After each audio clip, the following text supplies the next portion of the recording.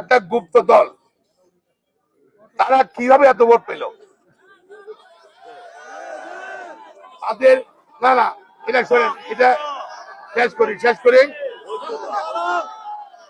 একটা গুপ্ত দল, তার কোথায় তাদের এত কর্মী ছিল না, তাদের মাঠে এক কর্মী ছিল না, ভোট কেন্দ্রে কোনো কর্মী ছিল না, কিন্তু ভোটের সময় দেখা গেল তাদের হাজার হাজার ভোট পেয়েছে। এটা আমি বুঝতে পারি নাই, আমার ব্যর্থতা। আমাদের এই থানা, উপজেলা এবং পৌর নেতৃত্ব বুঝতে পারে নাই, তাদের ব্যর্থতা।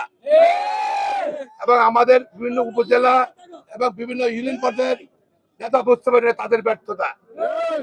তবে এটা তারা কিভাবে পেল? চাটকেল সোনামণিতে গুপ্ত দলের এত ভোট নাই ওদের, কিভাবে তারা পেল?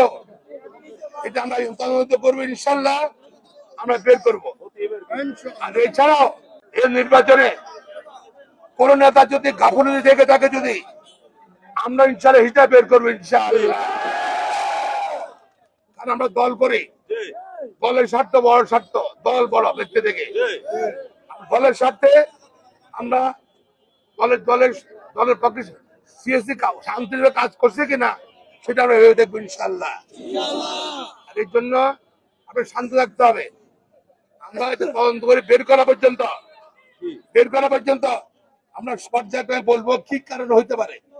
এক একজন এক কারণ বলছেন, কারণ না বলে কি কারণে একটা গুপ্ত দল, তার কোনো জনসমর্থন নাই, আর নির্বাচনের প্রচারণার সময় তার কোনো লোক দেখা যায় নেই, ভোটের সময় তাদের অনেক লোক।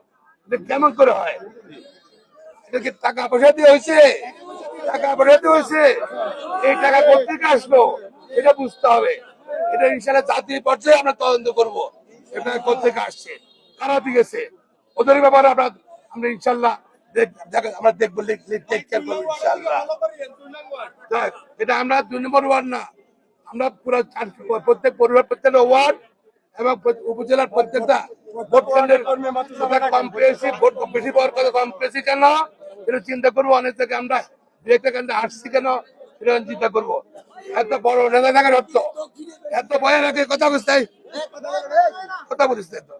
এত বড় নেতা থাকার অর্থ নেতাদের ভূমিকা কি ছিল, কেন আমরা 2-1টা কেন্দ্রে হারলাম, সেটা আমরা তদন্ত করে বের করবো, ইনশাআল্লাহ।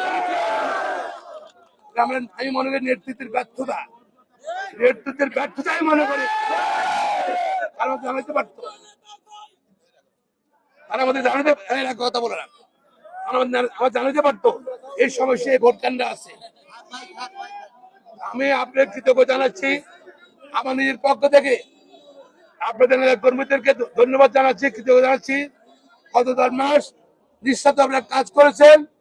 শুধু কি আপনারা বিদেশ থেকে অনেকে এসেছেন ভোট দিতে,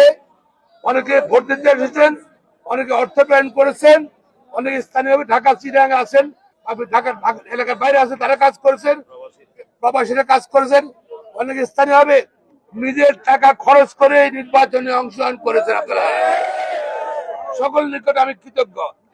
আমার দল ঋণী রয়ে গেল, আমি ঋণী রইলাম, ইনশাআল্লাহ।